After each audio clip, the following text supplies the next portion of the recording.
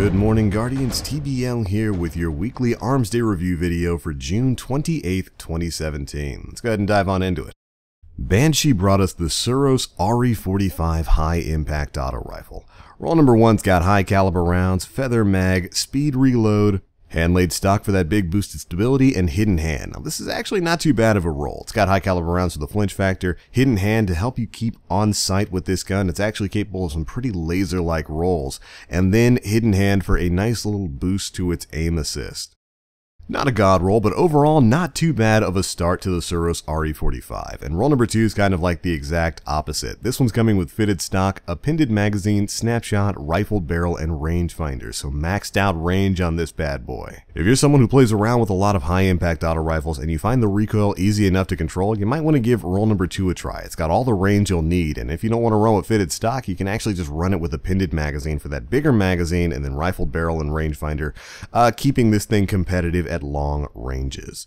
Now, unfortunately, roll number three is not quite as good. This one does come with hammer forged, feather mag, snapshot, small bore, and partial refund. So it's got small bore there, giving it a nice little boost to its range and its stability, while knocking that magazine size down. And then finally, partial refund. That's an okay perk for auto rifles. If you're using auto rifles in PvP, you're probably getting a lot of assists. But ultimately, no god rolls for the Suros RE45 this week, but roll number one or roll number two are probably going to be the best of the bunch.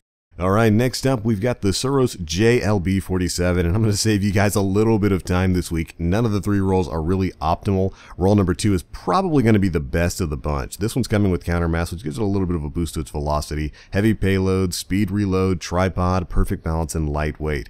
And of course the big ticket items there are heavy payload and tripods, what you're really looking for on a rocket launcher like this. Because of its limited perk pool, you virtually need to have grenades and horseshoes or light cluster bombs on it to really make it any good. And after that, we have got the Suros DIS-43 Scout Rifle. So let's go ahead and take a look. Roll number one does come with SPO28 for the bonus to aim assist. It's got fitted stock, appended magazine, hip fire, single point sling, and reinforced barrel. And I know what you're thinking, reinforced barrel and hip fire on a scout rifle. It's a bold strategy, Cotton. We'll see how it plays out. For roll number two, this one is coming with hammer forged, feather mag, rodeo, lightweight, and small bore. So a little bit of a boost to stability there, but it knocks down this gun's magazine size. And of course, the wonderful supporting perk of rodeo basically does nothing. I'd probably skip out on roll number two. Roll number three is actually not too bad. This one is coming with perfect balance, appended magazine, outlaw, lightweight, and hand-laid stock. So between perfect balance and hand-laid stock, you can have a massive boost to your stability. Outlaw is, of course, going to give you the faster reloads when you get precision kills, which you do all the time with scout rifles. But if you think hand-laid stock is enough of a stability boost, you can actually run with a appended magazine for the bigger magazine size, and just benefit from both that and outlaw mixing in with the great stability boost you get from hand-laid stock. Not too bad of a roll at all for roll number three. Up next, we've got the Lyudmila D, and roll number one does come with SE Hollow for the aim assist, the surrounded perk, rangefinder, high caliber rounds, speed reload, and injection mold. So injection mold's going to give you a little bit of extra stability there, or you can run high caliber rounds for the small boost to range as well as the flinch factor and tie that in with rangefinder.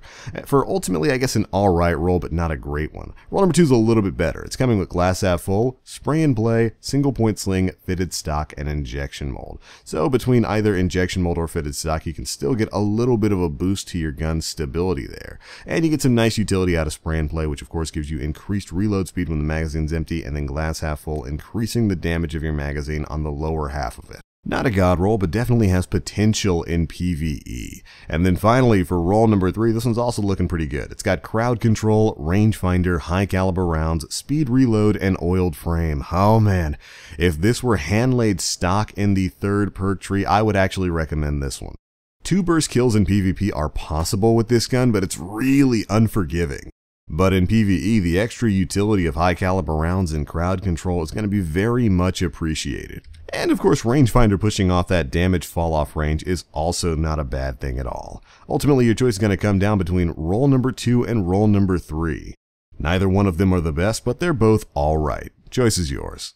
Next up, we've got the Haka Strongbow D shotgun. Roll number one is coming with aggressive ballistics for a little bit of a boost to its impact, army of one, battle runner, single point sling, hand loaded, and hand laid stock. Hand laid stock, of course, maxing this gun's stability out. Now for the Tier 1 and Tier 2 perks is actually not a bad combination for PvE. You've got Army of One, which is going to help with your grenade and melee cooldowns, and then Battle Runner, which in my opinion is a supremely underrated and super fun perk, giving you that extra agility whenever you get a kill. Now, the optimal combination for a shotgun like this would be something like maybe crowd control, full auto, and then a big boost to stability in that final perk tree, but role number 1 doesn't do too bad. Role number 2 is coming with Danger Close, Battle Runner, Single Point Sling, Perfect Balance, and Rifled Barrel. So it's giving you a range option instead of that big stability option, and then the Danger Close perk, which is going to increase your reload speed and handling whenever 2 or more enemies are nearby, which is pretty much all the time in PvE. So it's very likely you'll be enjoying that benefit for most of your uptime in PvE, and again, that mixes in great with Battle Runner, which is just a really fun perk. Not a great roll, but an okay roll, which seems to be the theme of this week. Finally, role number 3's got Army of One, Feeding Frenzy, Single Point Sling, Perfect Balance, and Hand-Laid Stock once again. You've got your choice of stability boosters, but I can't help but feel like they'd be more effective if you had full auto on this gun. But Feeding Frenzy's there to give you increased reload speed whenever you kill an enemy, and of course you've got Army of One for the cooldowns. Ultimately, a couple of decent PvE rolls this week, but no god rolls for the Strongbow D shotgun. I would probably hold out for something better to roll along. Alright, next up we've got the field test weapons for this week. This time around, we have got 2 PvP guns, 3 PvE weapons. So get out there, finish your Nightfalls, and then get this reputation up. Alright, moving on to next week's Foundry orders. First up this week, we have got the Omalon Casitas SR4. It's a very good scout rifle, probably worth picking up. Then we've got the Haka Geharis D hand cannon, as well as the Haka Judith D hand cannon. Then we've got the Suros JLB-42 rocket launcher, and finally, I hope I say it right, the IFA Rua D sniper rifle, which is a pretty good sniper, capable of some interesting rolls with like surplus. But alright Guardians, that is it for your Arms Day review video for June 28th, 2017. Still a couple of weeks away from the Destiny 2 beta, but we are slowly but surely making our way there. Thanks so much for watching, and as always, I am the Black Link. You Guardians, stay frosty.